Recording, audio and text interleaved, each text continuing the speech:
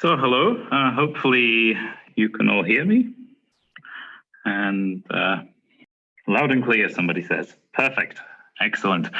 So good local time. It's a lovely evening here in Prague, actually. And it's really exciting we have this conference, the first dedicated Raku conference, and it's a pleasure to talk about some of the things that I'm working on. So it's a quite interesting time at the moment, because really Rakudo, the Raku compiler, is going through a couple of really quite sizable transformations. I've been around helping implement the Raku language for a while now, quite a while, I guess. I've been through some of the previous architectural transformations, but it's been a while since we've really changed so much. The two talks that I have today are about both of them. The talk that I'm giving now is about something called Raku AST. And the idea behind this is to create a document object model for the Raku language, and then to rewrite the compiler front end to use that. The other thing that we've been doing that's actually a little bit closer to fruition is called a generalized dispatch mechanism. This is going to be much less user visible in terms of any features that it provides, but hopefully will help us optimize a bunch of things that are awfully slow at the moment. Now, somehow I've ended up leading both of these. And if you're curious, how do I do this? There's kind of two things that I've realized are really important. The first one of them is denial. Denial about how much work it's going to be, because to be honest, if you kind of realized that up front, you probably just wouldn't get started. The second thing that's really important is stubbornness.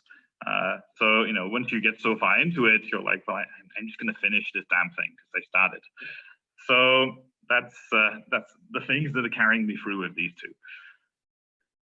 So into the details. Before we get going, I've talked a bit in the past about Raku AST, but a recap for those who haven't seen any of that before and are not sure why they might care about this. Today, this is kind of the situation that exists. We take a Raku program, we feed it into the Rakudo compiler. It's running on top of some kind of runtime, some kind of virtual machine. More VM is the usual choice. The program runs, and that's about it. So our relationship with Rakudo today is, this thing that we give code to, and it runs it. So, in terms of what's inside there, it's almost like some magical thing, and we don't really, unless you're someone who's actually actively working on it, it really is a pretty opaque bit of software.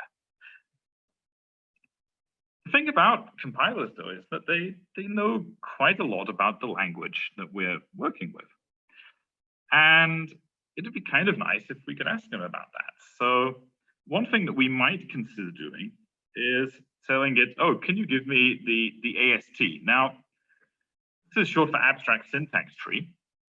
Tree is the same meaning as we're used to everywhere else in computers. Just like we have a file tree and there's directories, and inside of them there's more and more, as many levels deep as we want. And this is a tree that represents what the program is going to do. And the reason we call it an abstract syntax tree is because it's abstracted away some amount, and the amount varies, from the syntax of the program. So we don't care about comments or spacing or the exact placement of certain program elements, or sometimes there's two very similar ways to write the same thing, and it can get normalized away.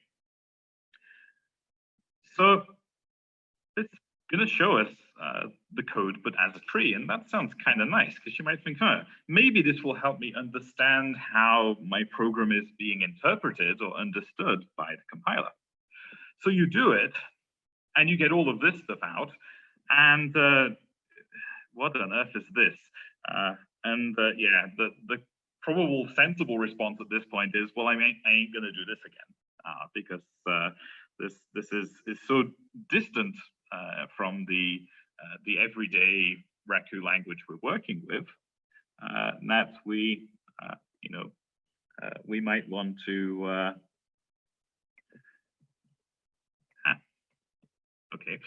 yeah, we really don't know what's going on there.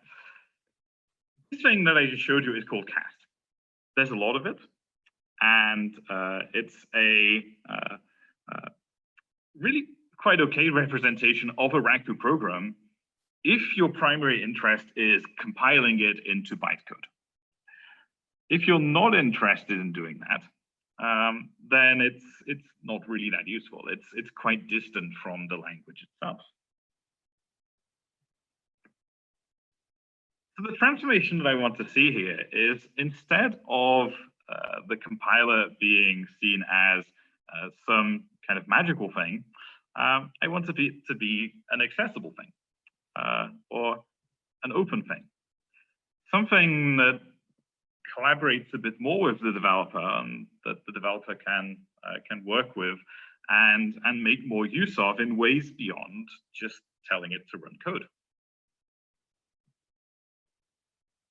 At the moment, Rakudo is kind of a walled garden. It knows Raku really well, but it keeps all of the knowledge to itself.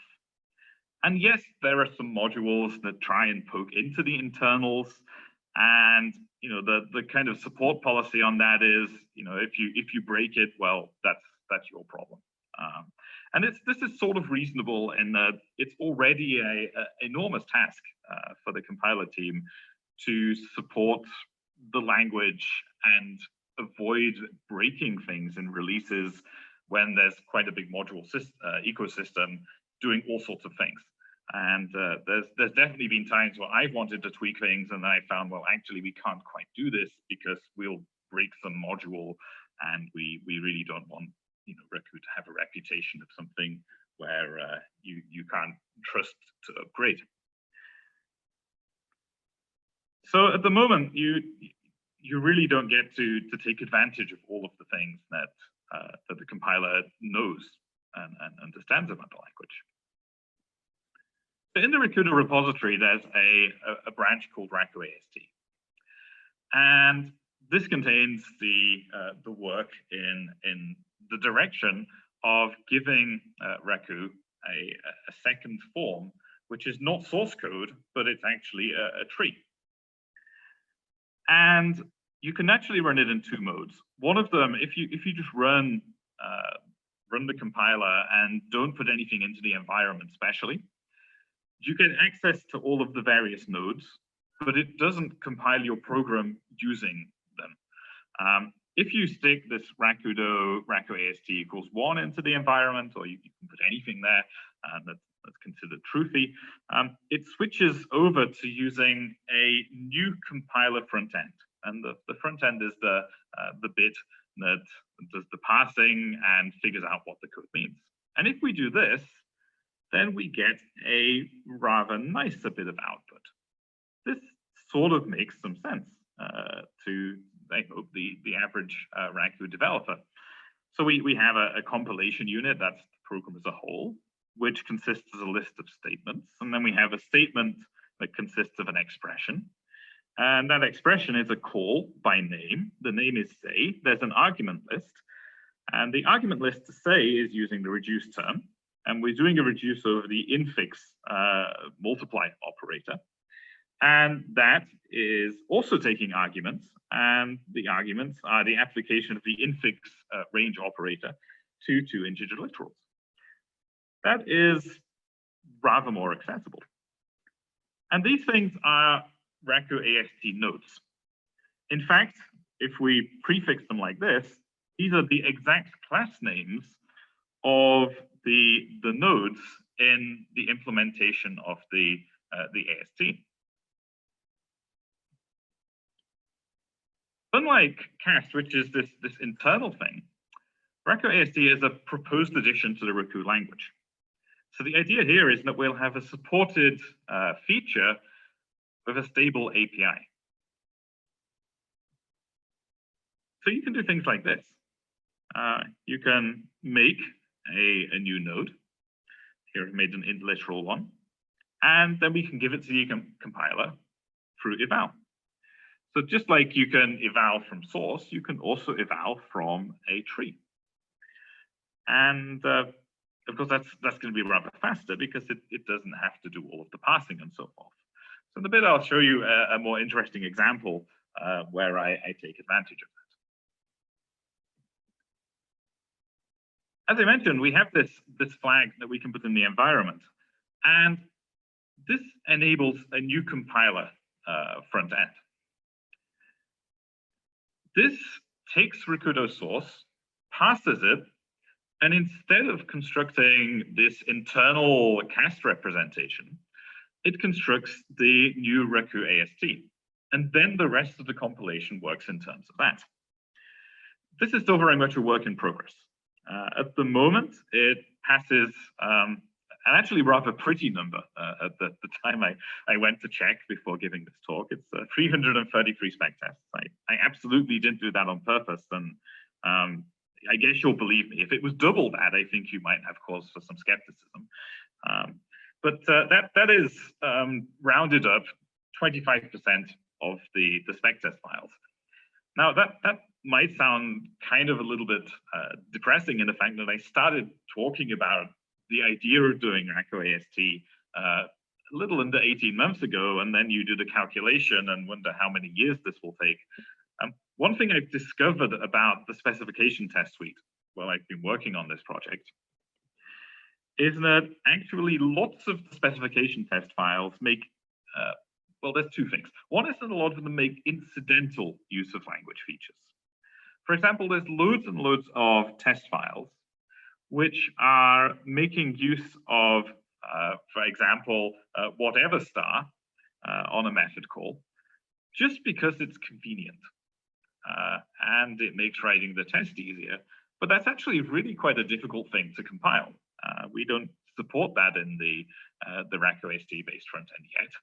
And so there's a lot of tests for features that we, in theory, can handle, but that we do not yet support. Because the test happens to use this other feature. The other thing, which is also kind of sensible, but again, sort of works against getting nice numbers here, is that a lot of the tests are examining the interaction of different language features. So, what happens if I, use an exception handler and inside of it, put a React block or something like that, and that means that you might not be able to compile the test for exceptions if you can't compile the React block yet.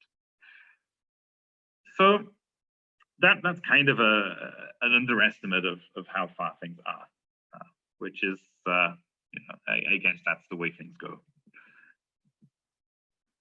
One thing that is really nice about this though is that the actions get far simpler. Just going to glance at the chat because is anyone asking questions? No, they're not. Oh, someone pointed out that yeah, there's been a historical transition here where the thing that came before cast was called past, which actually stood for parrot abstract syntax tree. And this is all kind of amusing because when we abstracted away from parrot, we didn't really know what to call the next thing, and Q came after P in the alphabet. So, there we are. And then, the language got renamed to Raku. So this just happily ends up with a nice alphabetic progression. So yeah, thanks for pointing that out. Okay, so continue on.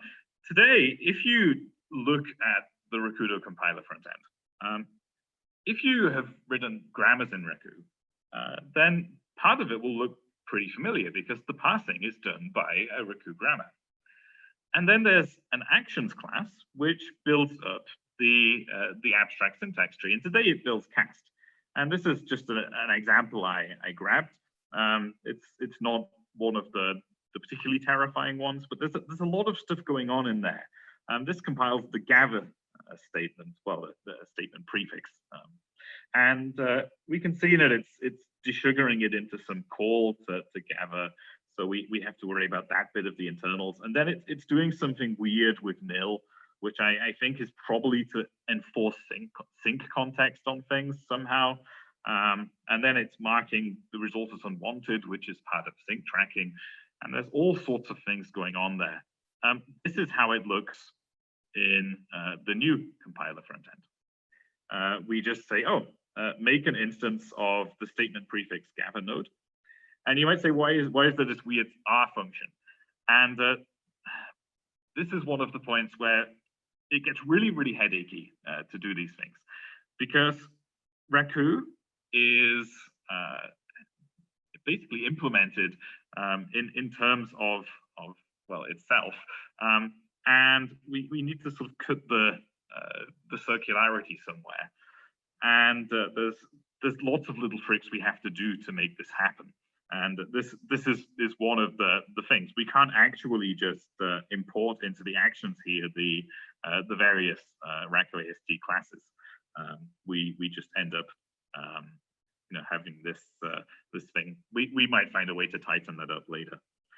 Anyway, that's how it looks. It's much shorter. It really just says make this node and attach it to the tree, and that's it. So at the moment, this is where things stand. We on master, the actions class is something like 11,500 lines long. The Raku AST based one is like 2,300, and I would guess that that's easily more than half of what it needs to be.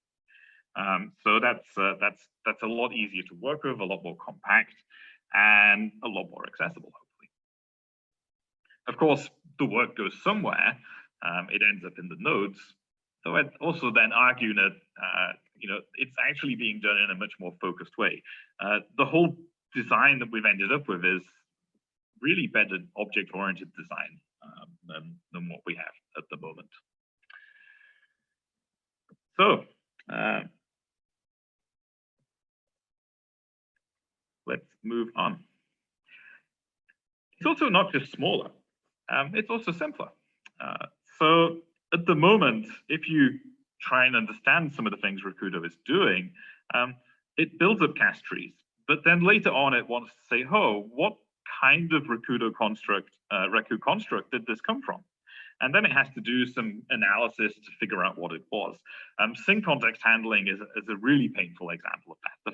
The thing that spits out the, oh, you used this expression in sync context, and it's useless. All the useless use of errors are they're not terribly fun to calculate in the current design, and they come out much neater in the AST-based design. But as well as being a nicer architecture, Raku AST is also a base for a bunch of new features. And a standardized AST is really a prerequisite for a number of things that we've long hoped to do. Now, the big one, and the thing that actually got me into this in the first place, is macros. So a macro is a lot like a subroutine. The big difference being that it's called at compile time, and because we're calling it at compile time, we haven't actually run the program yet, so we don't have any values. So instead, it receives the AST of the arguments. Now, in Rakudo today, there in theory is a macros implementation. It's marked as experimental, so you have to turn that on to get it. And then when you do, you realize that it's so limited, there's really nothing you can do with it. That's particularly interesting, because the AST arguments it hands to you are completely opaque.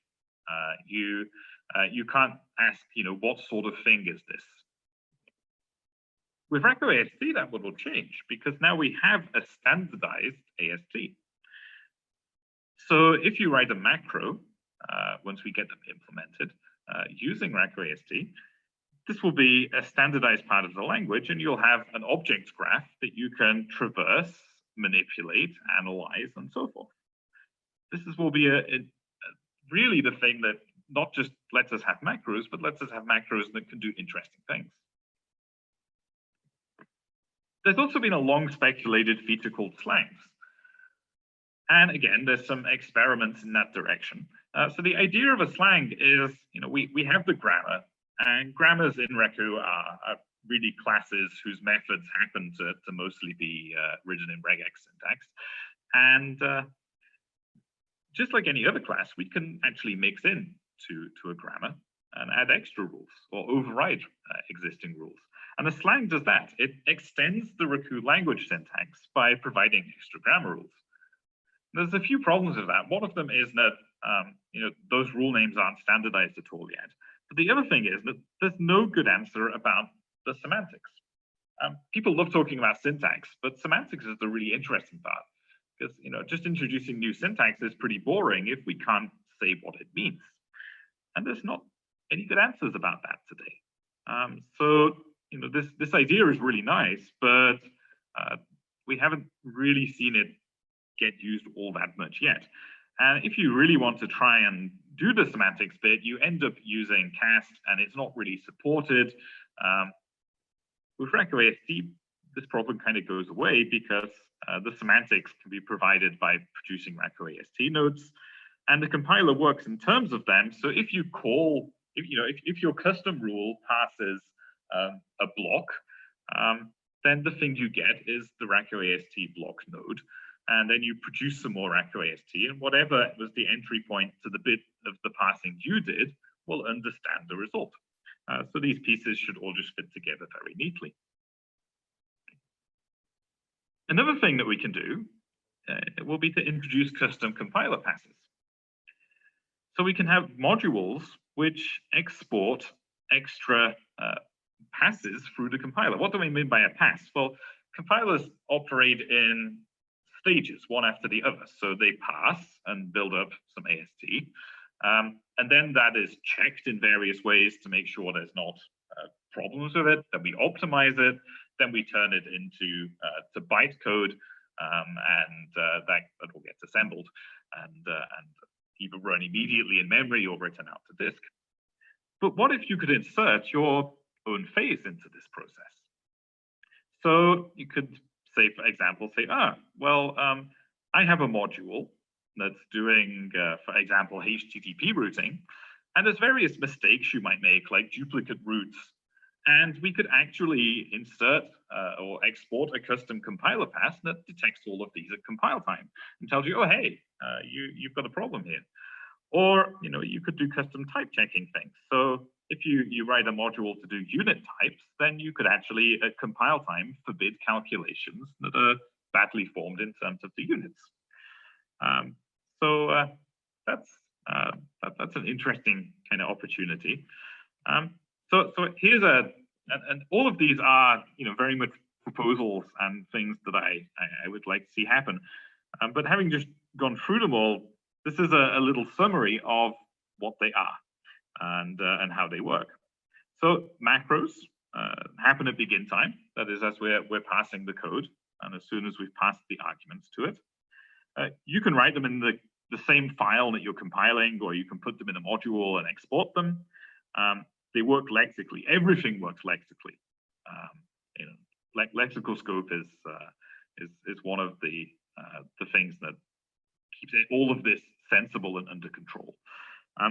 In terms of what you can actually do with syntax changes in macros, you're kind of restricted to operators and terms. And when there was work on formerly 007 ALMA, which was a project to explore the idea of macros in Raku, one of the ideas there was to actually make macros applicable to lots of different kinds of language syntax. And I've kind of seen it, and my view on that is just leave macros for operators and terms, and anything more than that's a slang. Semantic changes yet to the AST arguments. So slangs by comparison, I think we'll probably always force those to go in a module and be imported, because the idea of inline ones in the current module breaks my brain. It might be possible, but I'm not keen. Again, lexical language changes in the scope they're used in. You can do anything with the syntax, behave. And semantic changes, yeah, to basically anything into the scope is used in. And then finally, custom compiler passes. Those I would imagine will go at check time. That is, after we've passed all of the code and done the basic checks on it to make sure that there's not missing definitions of things and other invalid bits. Again, in a module, lexically applied where it's imported. And the most speculative line is that one at the bottom. Custom compiler passes are really quite easy to do once you have the rest of Raku AST. They're something that I imagine we'll get in right away. Macros, yeah, I'd really like to see them soon, but we'll see how it goes. And slangs, no, we're going to actually have to go and do a round of standardization on the language grammar to get to that, and that's another project in itself. So those are interesting, but I think probably a bit deferred.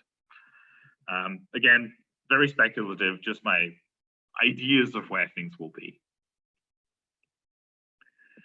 So to round this talk off, I want to take a bit of a glimpse into the future and have a little bit of a look at what it might be like to use Raku AST, because now there's an increasing amount of it implemented. So it can be interesting to see that. So a year ago at a conference, I was complaining about one of my modules, and this module passes the JavaScript regex syntax and translates it into Raku regexes. And you might say, why do you want to do that? And the answer is that actually these show up in various standards, including JSON schema. So we can't just tell people like, oh, write Raku regexes in your JSON schemas. That isn't going to work as an OpenAPI implementation. So this module it sort of starts out nice. We use a Raku grammar to pass the regex. That comes out pretty fine. And then we need to produce the Raku regex, and we just smash together strings. And this makes me very sad because I'm a compiler writer and I just really hate strings. They bother me because I know that languages are complex things, and basically if you actually think about lots of security vulnerabilities, all of the injection attacks, all of them are because we just treat complex languages as strings and just concatenate stuff together. And that always makes me a bit wary. So I kind of would like to see this done in a better way. A year later, after I gave this talk, there's enough of Raku AST implemented that I could have a go at reworking the module. Of course, I can't publish this yet in terms of the actual module that's shipped, but the code is in a branch of the module as well. So I actually went through and converted quite a bit of it. I'll just show you some of it because it actually gets quite tedious and mechanical. So first, let's try and figure out how to get just enough so that if I compile the regex foo, then it matches the string tasty food. So I already have the parser, but I need to rework some of the action methods. But how do I know which ones? And I could go and read the code, but I'm really lazy. So what I actually did was just took the string foo and shoved it into this is the comma live grammar preview. If you're not using comma, I also wrote a module called grammar tracer, which does this as a command line thing and shows you what rules get used to pass something. So we can look at this and we can say, okay, well, those 5, I guess, disjunctional. Yeah, it's 5. Those 5 rules are things that I'm going to have to tweak the action methods for to get this first step done. So that's the grammar bits that go with those. And the reason I'm looking at this is because I want to know what these things are. And those that I've just grayed out we'll completely ignore for the moment. They're not important. So we're interested in alternation. That is where we have one thing or the other. And in the JavaScript regexes, it's written as a single vertical bar, but it actually has the Raku semantics of the double bar, the ordered tests. We then have the alternative, which matches a bunch of terms, and that's concatenation. So one thing after another. Then terms, okay, we all end up down in pattern character at the bottom there. That's literal. So I want to know about literals, concatenation, and alternation. How do I know which Raku AST nodes to use? Well, let's think about that. We could just ask Rakudo. You try this. Cool. That tells me exactly what I need to know. So there's a quoted regex object. Well, that means I should do this in my top action method. I make a quoted regex. That's the node that goes with the pair of slashes at the start and end of the regex.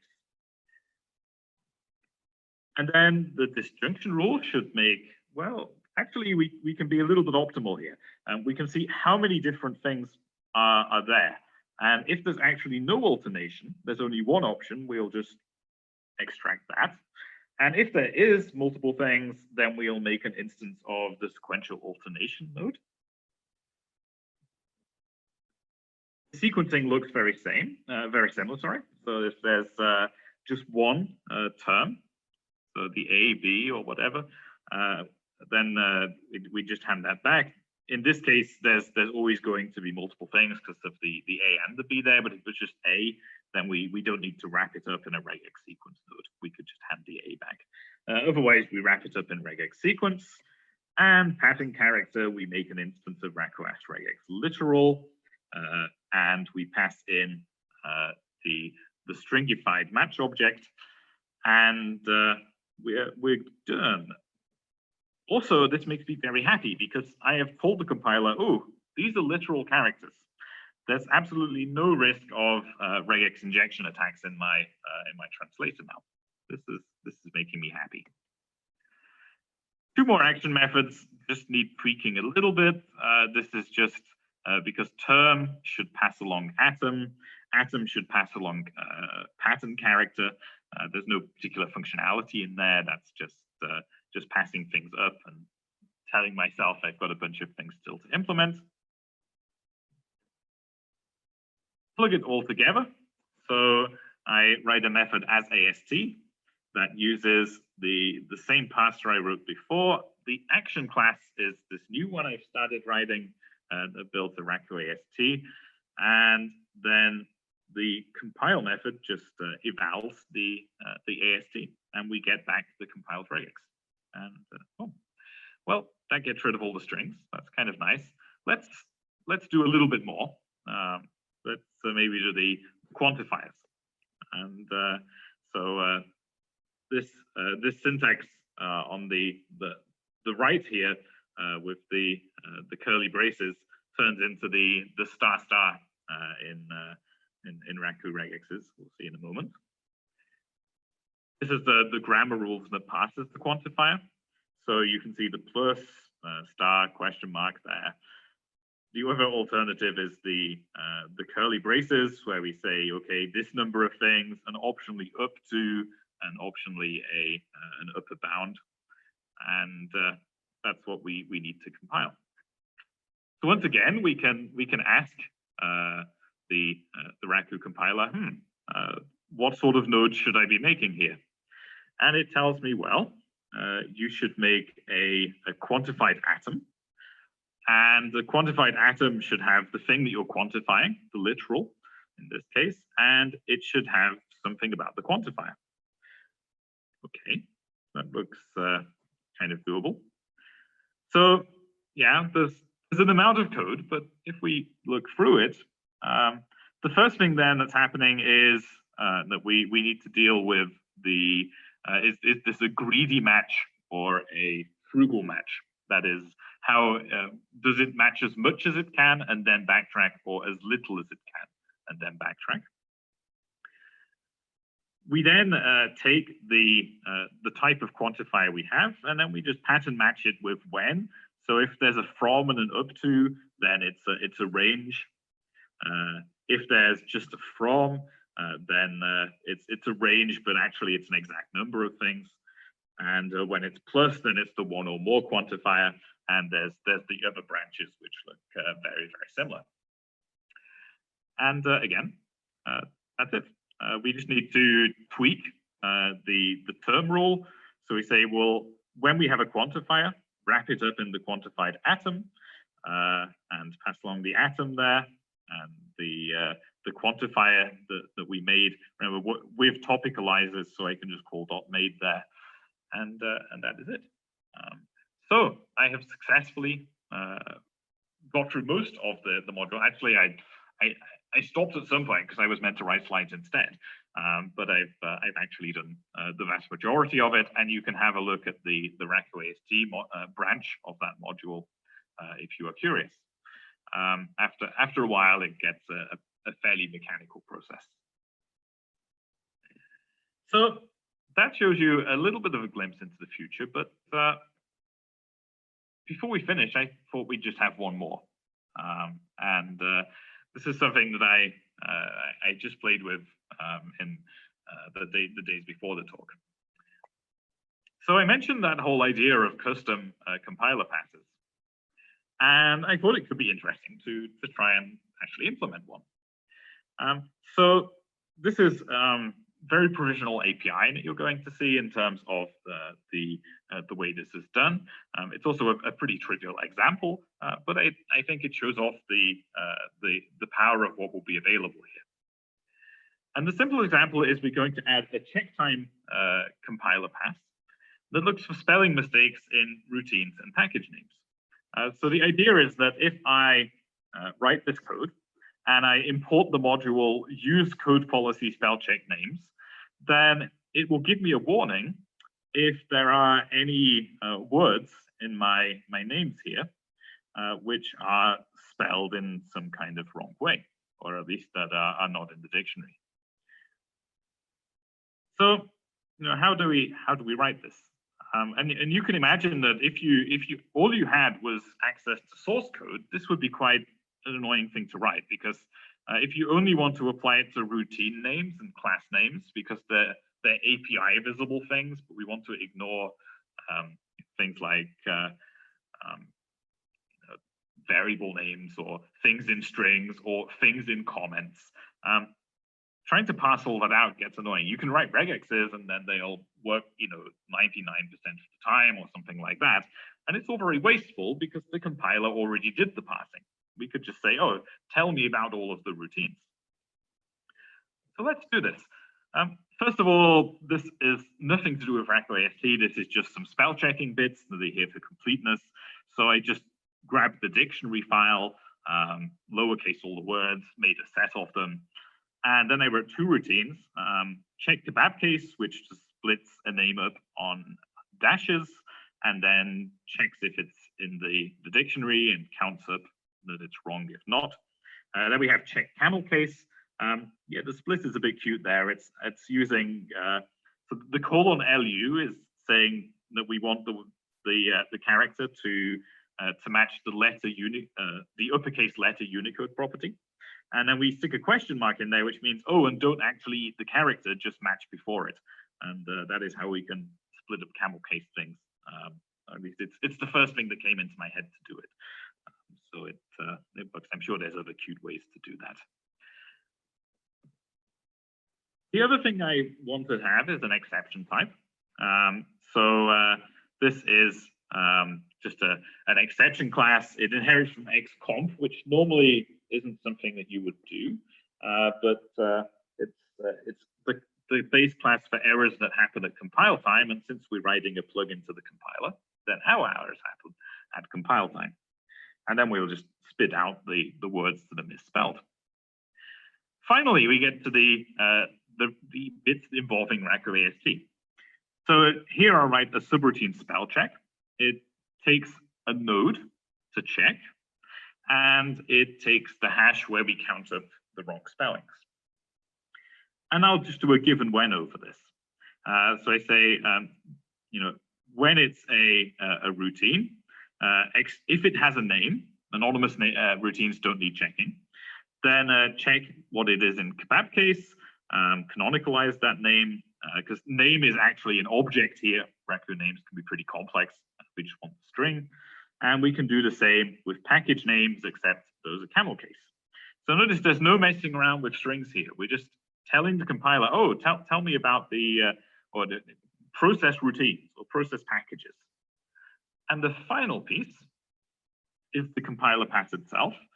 I promise you this will not be the final API for exporting these. I'm pretty sure it'll be different, probably something a bit more objecty. But what this receives is the compilation unit. So that is the thing to check, and the resolver. And the resolver is it's involved in a number of things, mostly figuring out symbol resolutions, but it also is the thing that collects errors and warnings and so forth. So every Raku AST node has a visit method on it, and visits the children of a node. And if you return true from it, it also then goes on and visits their children. So we'll visit the whole tree. We call spell check on each node, which will match on routines and packages. And at the end, if there's anything wrong, then we'll produce the exception. So we run our program using this, and that is the output. At compile time, we have spell checked the routines and the packages, and that's not actually that much code to get involved in the compiler. That's relatively compact. So I think my time is about up. I'll use what last minutes I have for questions. The final thought I really want to have here, though, is that I think really Raku AST is exciting because it represents a change in the relationship between the Raku compiler and the Raku developer, where the compiler today is, this thing that we just give code to, and in the best case, it runs it correctly, and we're happy. And in the future, it will be a much more modular and accessible thing, which will hopefully permit us to improve tooling in various ways, but will also, I hope, give us a better foundation for taking the language forward as well. So thank you very much. I suspect there are some questions in the chat, but maybe people want to actually ask them.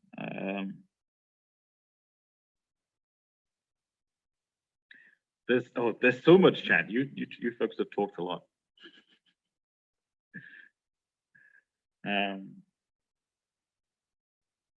Yeah, anyone want to actually ask a question?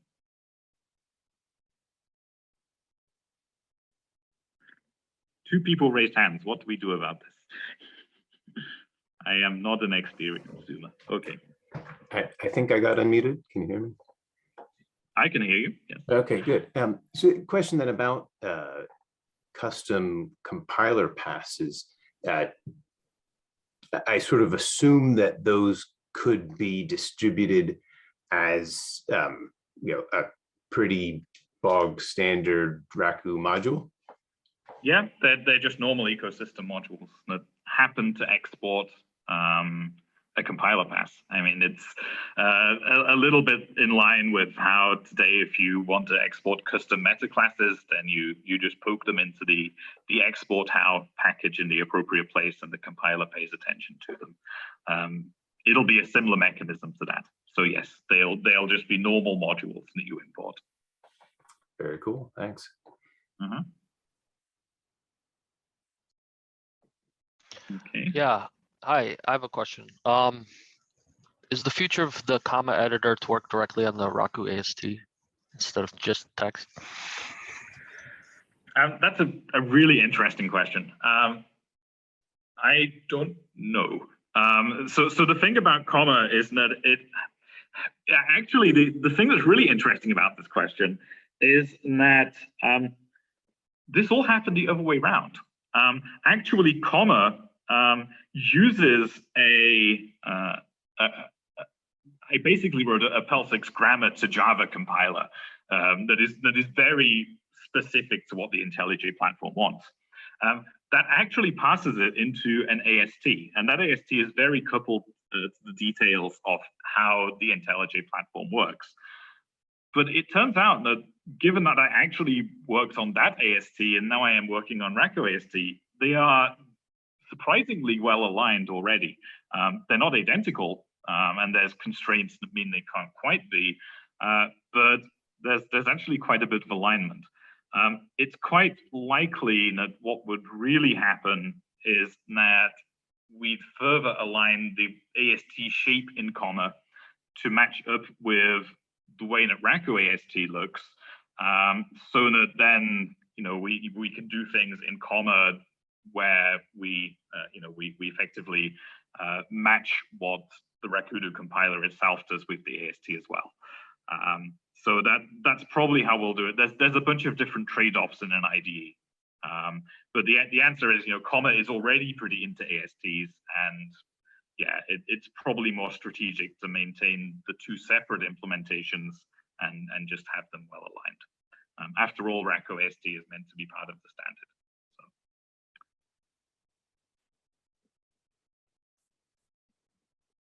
I guess it's my turn. This is Anton. I raised hand. Yes, please. I think 5 or 7 or 8 years ago, you talked about random generation of expressions or sentences from grammars. Do you think Raku AST can be used for a given grammar to generate, say, 100 random sentences, or even can go further? Can I generate, say, with Raku AST random Raku programs? That's interesting. So that module that I wrote was always going to be extremely vulnerable to getting broken, and did get broken, basically because it pokes into compiler internals, and there's no good way to do that now. Do that at the moment. Yes, with Raku AST, it will be possible to implement that module in a much more robust way. Will it then be possible to apply that module to the Raku grammar itself? In theory, yes, but sort of, kind of, maybe. I don't know. It's sort of, there's so much little bits of interesting states going on when you pass Raku. That's kind of interesting. But in theory, maybe yes. But in terms of that module, I actually am inclined to revisit that module after Raku AST and actually rewrite it using this as an example of something that it's made possible to do in a good way. Yeah, that would be great. I would say I have seen at least 5 or 6 systems for dealing with grammars. Very few can actually generate random sentences from grammars, and the grammars we call them production rules and whatnot, but many of the systems, they just, you cannot use them to generate stuff with the grammars themselves. I'll be very interested to see the future of this work. Thank you. Yeah. The production rules don't actually produce. Yeah. Right. Yeah. I think I have used all of my time and a little bit more, so I should be quiet. But yeah, I'll be back later for my second talk. Thank you very much for listening and for the interesting questions.